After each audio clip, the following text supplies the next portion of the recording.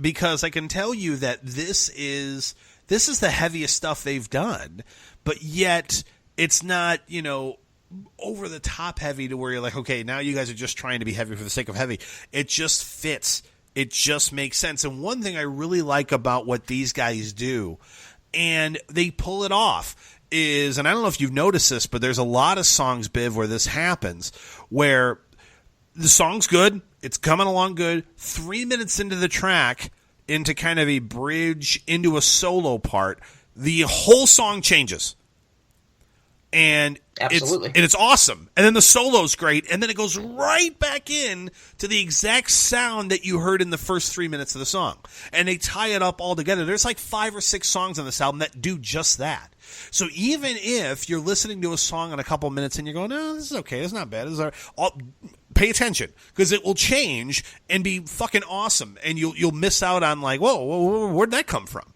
And there's a ton of songs on here that do exactly that on this album. This is a really, really good album. I mean, I'm telling you right now, every song that went on, from Infected all the way to Starry Skies Gone Black, which closes out the album, very fast groove riff, very Iced Earth, like I was saying before. 3 minutes in, totally changes. You get like a Melodeath sound almost at some point. A lot of melody there. Great album closer. I was incredibly impressed with this album. Like, this was one of my more surprising albums I think I've ever reviewed. Like, going into it going, yeah, I know Nightmare, they're not bad. And then walking away going, holy shit, this is really good. Like, this is one of the most surprising albums I've heard as far as what my expectation was versus what I felt coming away from it.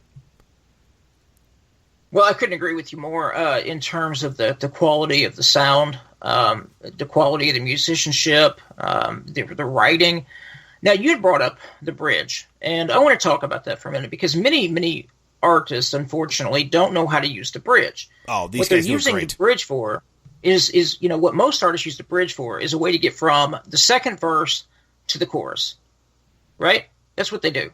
They use it to get just as a transition. That's all it is. They don't know how to use it as its own musical piece to really heighten the song. And, a classic writer of this type of thing, Izzy Stradlin of Guns N' Roses knew how to do it. Still probably does, but we haven't heard any new music in, 30 years. Let's see, Warren White, Paul McCartney. There's been quite a few different artists over the years that knew how to do it instead of it being a throwaway piece of the song. And these guys have figured it out. They know what to do with it to keep the song interesting and fresh and not just go verse, chorus, bridge, verse, chorus, out, peace, love, out, see ya. So I got to they keep it fresh. Yeah. They keep it interesting. So what'd you give it, Biff? I gave it a 9 out of 10. So did I. This is 9 out of 10 material. I will say it's an early candidate, a very early candidate for Album of the Year. I don't disagree. I completely agree with you. And Biv, you bring up a good point. We'll end it with this: is that if you have buddies that you're both metalheads, but maybe I'm a progressive metal fan, but I also like melodic death metal. I like thrash. Biv is more the power metal progressive guy. But to Biv's point, he's exactly right. Him and I could take a road trip. We could throw on Dead Sun from Nightmare, let it roll from track 1 to track 12, and be perfectly fine, be perfectly content, and both headbang and think it's freaking awesome. And very Thornbridge in that regard. Yeah, it's great. It really is a good album that you need to check out if you're just a heavy metal fan, damn it. Agreed. This is Jonah from Pyramaze and Sentinels, and you are listening to According to Metal. Joining us on Quarter Metal this episode, another great guest from another great band that sadly many haven't heard of, but they're making a lot of noise, especially north of us in Canada. Big tour they're kicking off very, very soon. New album coming out really soon as well. And, I just got to be honest with you, I'm late to the party of this band, and it bothers me that I am, because I got to tell you, I did not get a chance to review, or we didn't get a chance to review their album that came out in 2016, because if we did, it would have been Album of the Year material in the category. So shame on us, but we're going to be on board for the one coming out soon. And speaking of soon, we're going to get details about that album, because joining us on According to Metal is Tim Brown, guitarist from the band Stryker. New album coming out. What's up? We're looking forward to it. Tim, welcome to According to Metal, buddy. What's up? I'm just happy to be here. Well, Tim, I got to tell you, in kind of researching for the interview, because just like Jason said, actually neither one of us, and I'm very in tune with metal all around the world, and I had not come across you before. So how that happened, I have no idea. But when I was doing research for the interview, one of my favorite sources is Encyclopedia Metallum, or metalarchives.com. And when they have that little blurb at the top of the page, it says topics, that are sung about, or however it's listed. And yours says metal, beer, and death. I can't think of anything better than that. Did you put that up there yourself, or was that something that a fan created? No, that's I think everything up there is something that someone else has put up there. But yeah, I'm a fan of the Metal Archives too. I've definitely spent many a night just getting lost in the archives. From a guitar standpoint, especially, I know you being relatively newer to the band or newer to the fold. When I hear you from a guitar standpoint, and this is just what my ears hear, I hear a combination of like Shred Sean, and even some very Holy Grail Eli Santana-ish like riffing, but sometimes on a grander scale. I mean, you guys have a very cool niche that I think you really, really hit, as far as very it's got an 80s sound to it, but it's just straight out just kick-ass metal, man. It's great stuff. Where do you get your influences from as far as what you do when it comes to writing new music and stuff like that? Well, first off, I'm glad that you're digging it. I guess our songs are all about kind of, at least for me, when I'm writing songs and stuff, it's to me, it's kind of, when you're writing a song, what you're really doing is almost trying to communicate like an emotion or a feeling or something like that. And I think a big part of what Stryker is what we're trying to communicate is like fun or good times or enjoying yourself, or that's like what to me at least, that's what the sound of Stryker is. It's like having a good time, being yourself, There's a lot of other metal bands that it's very dark and gloomy and evil and stuff. And there's also a lot of bands that are kind of in the more happy-go-lucky, have fun stuff. But a lot of the bands, at least to me, that kind of had that more fun appeal to them, were mostly 80s bands, which is why I think we have a lot of comparisons to those 80s bands. And I think probably why we are so similar to them is because we try to get that same kind of vibe out. But that being said, we love lots of modern music as well. Yeah. It's a very good combination. Like, you have a lot of the sing-along choruses and a lot of, the things you love about some of the more catchy and just memorable 80s stuff, but it doesn't sound like it's a time capsule, band either. I mean, you guys are definitely modern and current. It's just a really cool conglomeration of, like, different eras, I think, at least in my opinion.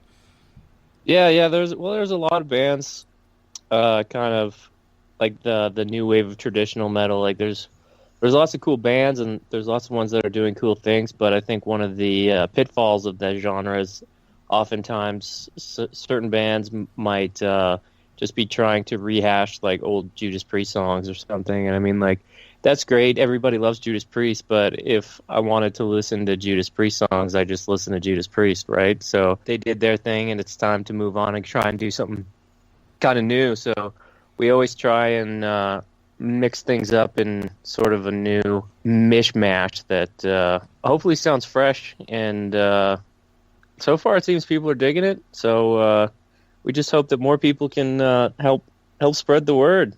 Well, speaking of spreading the word, now I have to say, when I looked at your Facebook page, I was absolutely shocked and stunned by the number of likes that you have.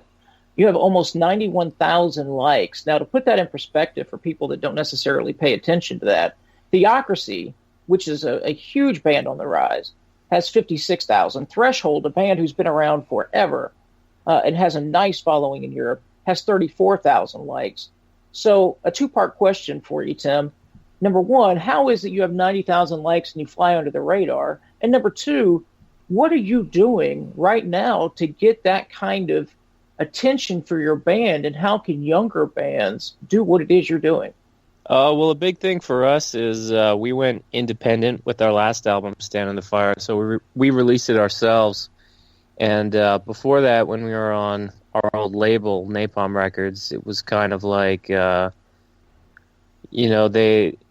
kind of did some posts and we did some posts. I mean, for the most part, we had full control over our Facebook, but they were doing some of the more, we kind of leaned on them to do do promo and stuff, and as we should have, that's their job, right? But since we're independent now, it's 100% us. And so when we want to promote something, I mean, as a band now, we run our own label, so we do those, we have to make those label-oriented decisions. So when we're looking at things like, how do we reach people? How do we get heard? How do we get noticed? Well, one of those big things, especially nowadays, is social media. And I mean, like, just getting out there, and we have a digital marketing consultant. I mean, we have our marketing team is like 10 different companies right now, so we have we're working with a lot of people, and they give us a lot of good guidance, and we also work really hard. So I mean, those 90,000 people that you see on our Facebook, well, we met most of those people out on the road on tour, or we maybe messaged them, or they messaged us, or however it goes. I mean, you got to be working at it all the time. So, I mean, today, like, we had our new pre-order came out for our new album, and, I've been spending all day on the computer. I've been writing emails, writing proposals, on Facebook, getting our ad manager going, all that kind of stuff. I mean, if you want results, you got to go out there and make them yourself. So that's true no matter what band you are, whether you're on a label, a big band on a big label, or a small band just starting out. If you want something to happen, you got to go make it happen. Get busy. Well, and you mentioned a lot of your likes and a lot of your participation is from people you've ran into on tour and connecting with fans and stuff like that. One of the things I think that you mentioned, and whether we want to discuss this or not, it's just kind of an unfortunate reality of music as a whole, metal especially, where we live in a day and age where people don't want to pay for music. Essentially, there's kind of this idea that music is free. And, touring becomes a big way that you're able to kind of, A, get your name out there, and then B, make some money, hopefully. You had made mention of this because we love to discuss the business portion of metal, because it's a thing that I think a lot of fans don't understand.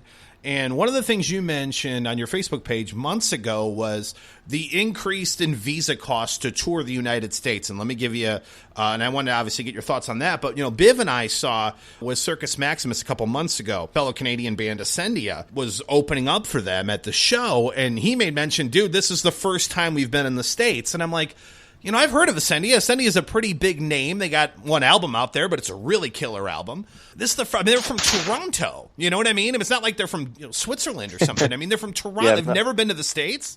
And then I read what you said, and I said, I wonder if that has anything to do with that in regards to just it costs.